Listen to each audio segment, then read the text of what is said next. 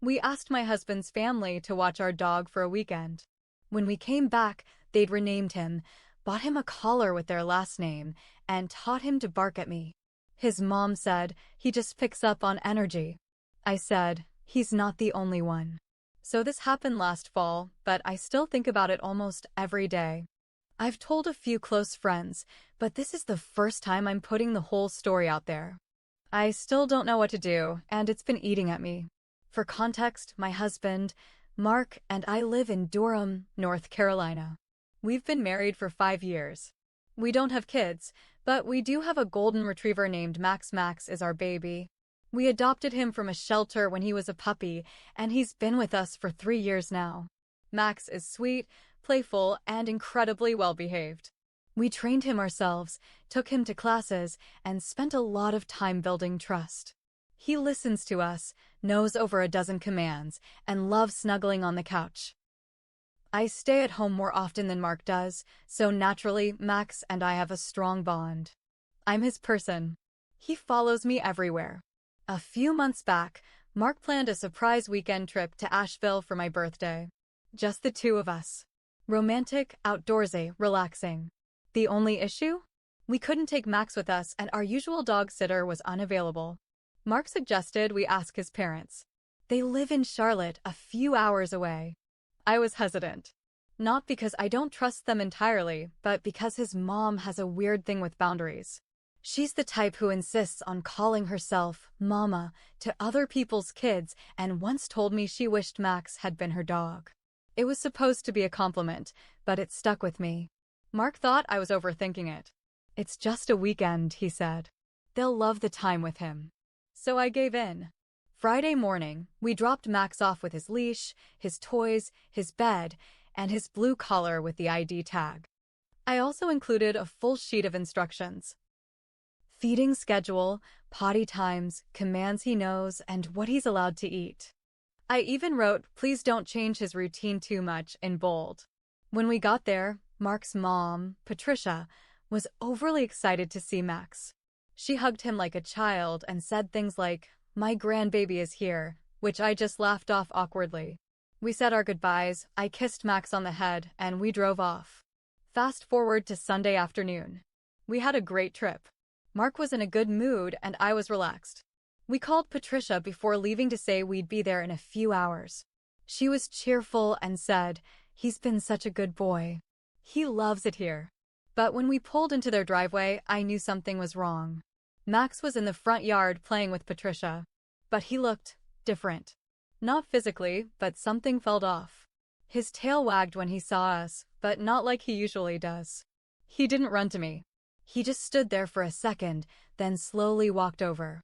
And that's when I saw the collar. It was bright red, not his blue one. And when I leaned down to check the tag, I felt my chest tighten. It said, Buddy Johnson. For a second, I thought it was a mistake. Maybe someone gave them the wrong collar. But then Patricia walked over and said, "Doesn't he look so handsome in red?" He really took to the name Buddy. It just suits him better, don't you think? I didn't know what to say. I was still staring at the tag, trying to make sense of it. Why does it say Johnson? I asked. Oh, well, you know. It's just our little joke. He's been with us all weekend. He's part of the Johnson family now, she laughed. That's not funny, I said quietly. Mark, to his credit, looked uncomfortable too. Mom, why'd you change his name? She shrugged. He seemed to like it. Every time we called him Buddy, he came right away. Didn't you, Buddy? She cooed, scratching behind his ears. Max, or Buddy, I guess, wagged his tail and leaned into her. He knows his name, I said. His name is Max. He's always known it. That's what we trained him with. Patricia waved her hand. Oh, dogs are adaptable. He's a smart boy. He picks up on energy. I didn't say anything. I just took the leash from her and clipped it onto the red collar. I didn't see the blue one anywhere. His bed and toys were still in their living room, but they were mixed in with things I didn't recognize, new toys, different treats, and even a little nameplate that said, Buddy Spot. I was feeling nauseous. In the car, Max sat in the back seat like he always did. But when I reached back to pet him, he looked away. Not mean, not scared, just confused. I tried saying Max a few times, but he didn't respond like he usually would. That night was hard. He didn't want to come into our bed. He stayed in the hallway. When I called him, he just looked at me blankly. When Mark called him Buddy, he perked up. I wanted to scream. Over the next few days, I worked nonstop to get things back to normal. I used his name constantly. I showed him his old toys. I took him to the park, the same one we've gone to since he was a puppy. Slowly, things started to shift. He began to respond to Max again, but he also still responded to Buddy. And here's the part that really breaks my heart. For the first time ever, he barked at me. I was walking into the kitchen, and he let out a short, startled bark. It stopped me cold. I didn't yell. I didn't do anything weird. I just walked in. But his reaction made me feel like a stranger in my own home. Mark called his mom that night. I was too upset to talk. He asked about the bark. You know what she said? Oh, he probably senses something. Dogs pick up on energy. Maybe she's stressed. No apology. No accountability. Just vibes. I asked Mark if he thought his mom did something to Max, like on purpose. He said no, but I saw the doubt in his eyes. So now here I am. Our dog is confused. My relationship with my mother-in-law is wrecked, and I don't know how to fix it. I feel like someone tried to erase me from my dog's life, like I'm being replaced by a better version of a pet mom. We haven't visited them since. Patricia sends texts asking how Buddy is doing. I don't respond. A week went by, and things weren't getting better. Max was still acting weird. He'd follow me around like usual, but he'd flinch sometimes when I raised my arm, like if I was reaching for a cupboard or brushing my hair back. It wasn't every time, but just enough that I noticed. It didn't feel like my Max anymore. It felt like I was house-sitting someone else's dog. Mark kept saying, he just needs time. It was only a weekend. But I could feel something in my gut. This wasn't normal. Then Patricia started calling. At first, it was every other day, just asking about Max.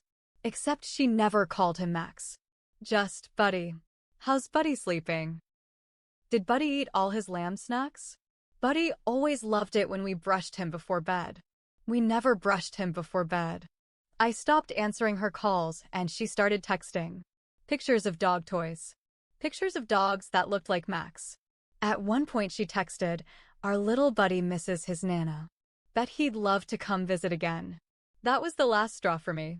I told Mark to make it stop. He called her. I listened from the hallway. Mom, stop calling him Buddy. His name is Max. No, we're not bringing him back there. That's not happening. Because he's our dog, Mom. The call lasted 5 minutes. When he came out, he looked exhausted. She doesn't think she did anything wrong, he said. She's upset now. Says she feels like we're cutting her out of the family. I said, this has nothing to do with family. She tried to take our dog. He nodded, but he didn't say anything else. I wish that was the end. But it wasn't. The next Saturday afternoon, we were home watching TV. Mark had gone out to get groceries. I was on the couch, Max lying near my feet. He seemed calm that day. I thought we were finally turning a corner. Then the doorbell rang. I opened the door. It was Patricia. I didn't invite her in. She walked in anyway. She was holding a collapsible dog crate, the kind people use when they're moving dogs long distances. My stomach dropped. "Hi, sweetie," she said like nothing was wrong. I was in the area and figured I'd swing by and grab Buddy for a quick visit. Just the night. My voice came out cold. His name is Max. And no. She tilted her head. Oh, come on. Don't be like that. He loved staying with us. Didn't you, Buddy? She said, crouching down and reaching for him. Max didn't move. He just watched her. He didn't run over. He didn't bark. He just stared. Back away, I said, louder now. Patricia stood up slowly. He's my grandson. I have every right. No, you don't, I snapped. You don't have any right. She narrowed her eyes. Mark won't like you doing this. You're making a mess of things. I will call the police, I said. She didn't believe me. So I picked up my phone and started dialing. She turned around and walked out.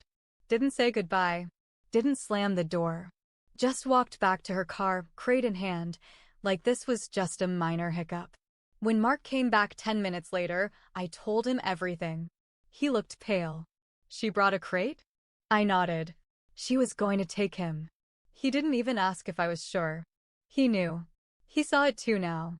Later that night, we installed a security camera on our front porch. I changed my phone password. I moved Max's vet file into a locked cabinet. And then I found something that made everything worse.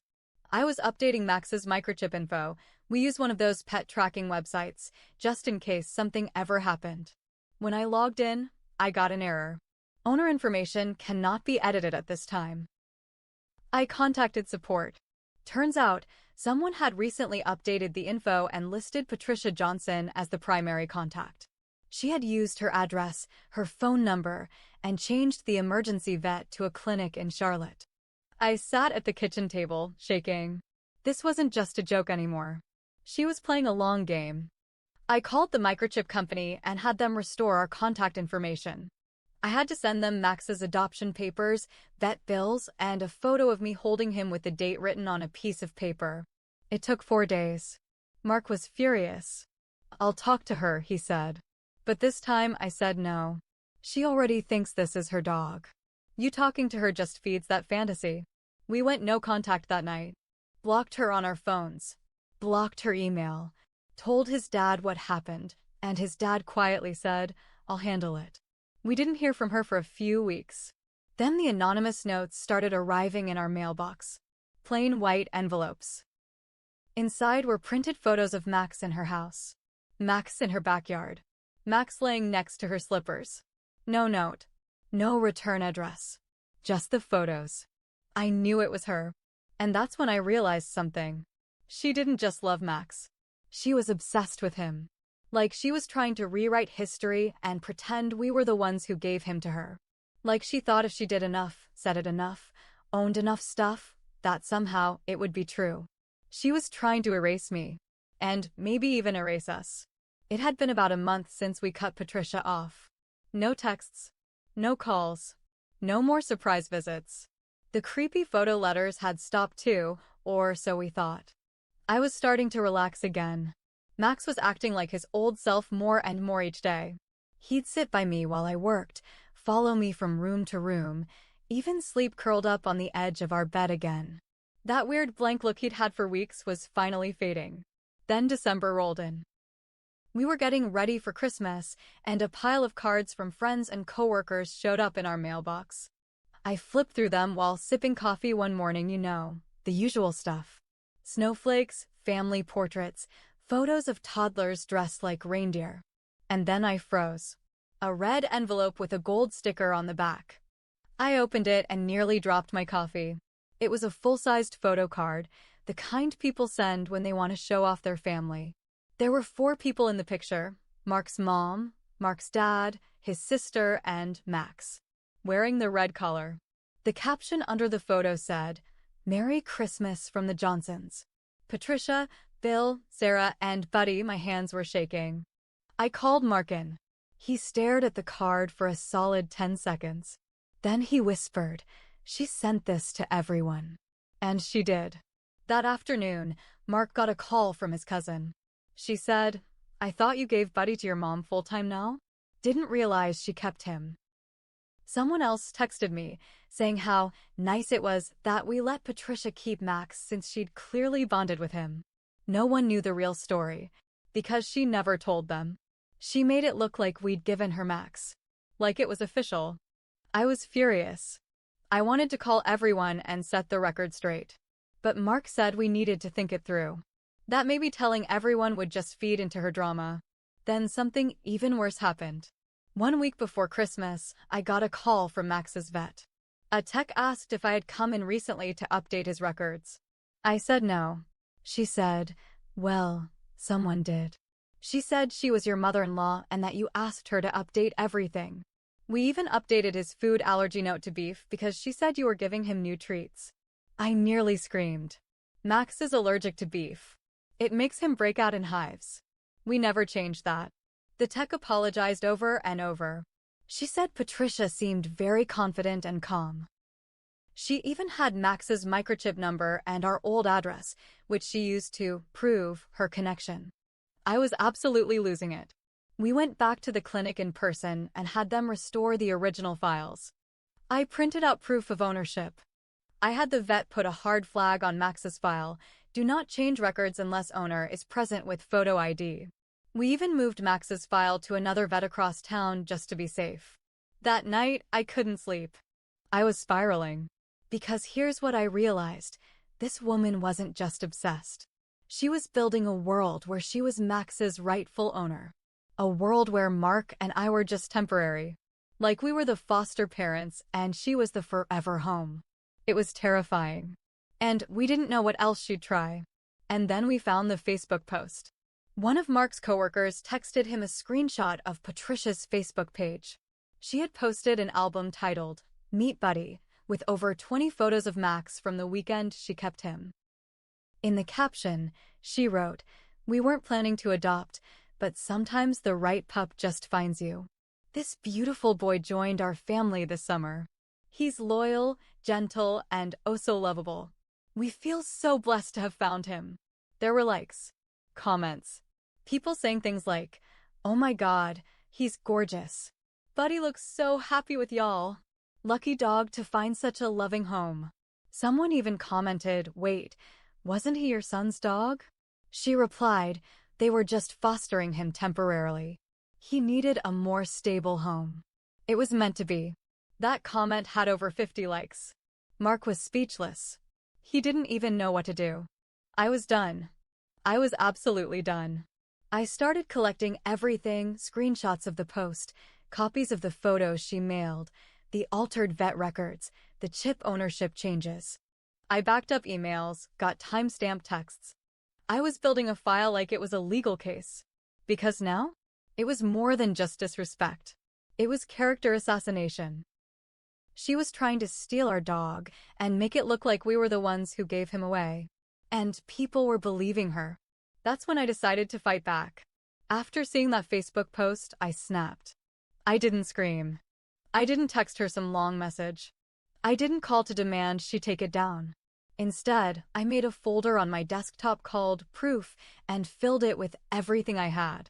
Screenshots, emails, voicemails, the vet's written statement about her trying to change Max's file, photos of Max with us going back to the day we adopted him, the adoption contract, even a selfie of me in the shelter lobby holding puppy Max with the handwritten date on the wall behind me. I wasn't going to argue. I was going to prove. Every single person who commented on her post, I messaged them directly, nicely, calmly, just the facts. I said, "Hi, I noticed you commented on Patricia Johnson's post about a dog named Buddy. I just wanted to clear up a serious misunderstanding. That dog's name is Max. My husband and I adopted him 3 years ago. We asked Patricia to watch him for 2 days while we went on a short trip. She changed his name, tried to claim ownership, altered his vet records without our consent, and even attempted to take him from our home. She has been spreading false information online." Attached is a folder of evidence, including adoption documents, messages, and timestamps. I would appreciate you knowing the full truth. I didn't ask them to do anything. Just read. Then I sent the same message to every cousin, aunt, friend, neighbor, church buddy, and coworker I could find. I didn't hold back. And the best part? She had no idea it was coming. By the next morning, her Facebook post was gone. Deleted. Not just the post, her whole profile vanished. Mark got a message from his cousin. "Dude, what the hell is going on with your mom? She's losing it in the family group chat." Apparently, she was melting down, saying people were attacking her, that I had twisted the story, and that it was all a misunderstanding blown out of proportion. But no one bought it, because I didn't twist anything. I had proof. Then the final twist came, and it didn't even come from me. We found out later that Patricia had used photos of Max in the community newsletter in her neighborhood, promoting pet adoption, events, and featuring Buddy Johnson as a happy rescue story. Problem is, the HOA president lives a few houses down from us. After hearing the real story from someone we sent the proof folder to, the HOA started looking into whether Patricia had violated community rules, especially since she claimed the dog was hers in published material. One rule? You can't own more than one large dog in their neighborhood. Patricia already had a German Shepherd, so technically Max would have made her in violation of the HOA's two-pet limit for her lot size. She got fined. Hard. $300 per week for false registry, plus public retraction in the newsletter. She tried to argue it, claimed we gave her Max. The HOA president responded with a printed copy of our adoption paperwork. Mark's dad called a few days later, quietly. She's embarrassed, he said. She's staying at her sister's house for a while. We didn't say much. He apologized. And for once, it felt real. Max never fully went back to how he was before. There's still a bit of him that hesitates when the doorbell rings. He's jumpier around new people now. Doesn't let anyone pet him unless he sees them with me first. But he's mine again. He sleeps beside me every night. He watches me cook. He cuddles up to me when it rains. That's all I care about. As for Patricia, she still hasn't apologized. We've cut contact completely. Mark made the call himself. Told her she's not welcome in our home and not welcome near Max. Not until she owns up to what she did and gets help. I'll admit something. I made a mistake, too. I should have trusted my gut from the beginning. I knew she was the type to blur boundaries. I knew she saw Max as more than just a pet. And I let it happen anyway, because I didn't want to make drama or upset the family. That was my failure. And I own it. Never again. You don't let someone borrow your dog if you know they secretly think he's theirs. You don't give people like that a second to get inside your life. Because once they're in, they try to take it all.